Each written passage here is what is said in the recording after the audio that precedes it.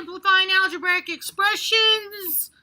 This is going to be number 2. Okay.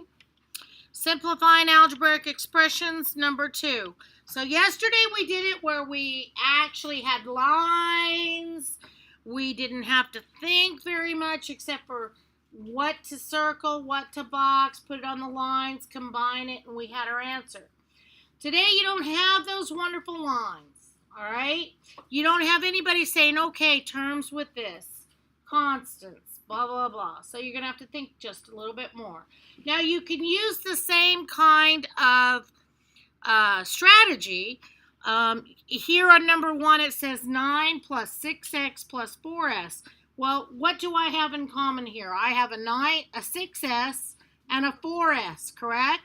So I could box those two terms and then combine them. Plus 6x plus 4s is how much? 10s. And then what do I have left over? Plus 9.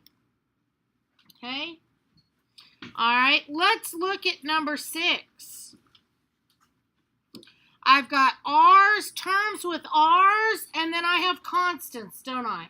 Now, in algebra, we always put our variable first.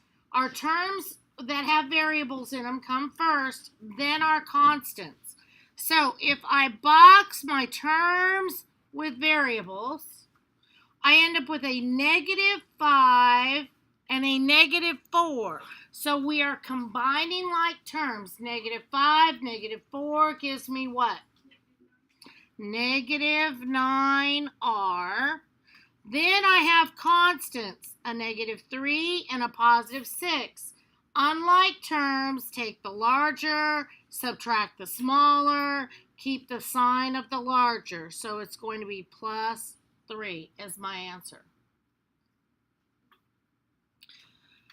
All right, number 2. I said remember the invisible what? 1. So do I have an invisible 1 here? Yes.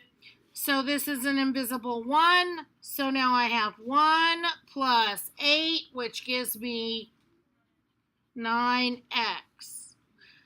Okay, I'll either do 4 or 8 with you. Which one do you want me to do? 8. 8. Let's do 8. All right. Remember I said do the terms with variables first. So I'm going to box my -5x and I'm going to box my subtract 4.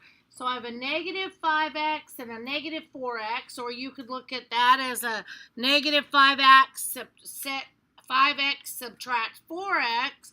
Either way, you are combining two negatives. So 5 and 4 gives you what? 9, and it's going to be a -9x. What's left over? I have a 2, which doesn't have a sign in front of it, which means it's positive. 2 plus 7 is what? 9. Plus 9, and I'm done. Any questions? Anybody not here yesterday? Okay. All right. So that's it for this one. You can turn that in when you're done. And if you finish, there is another facing math on the microwave. This is multiplying fractions.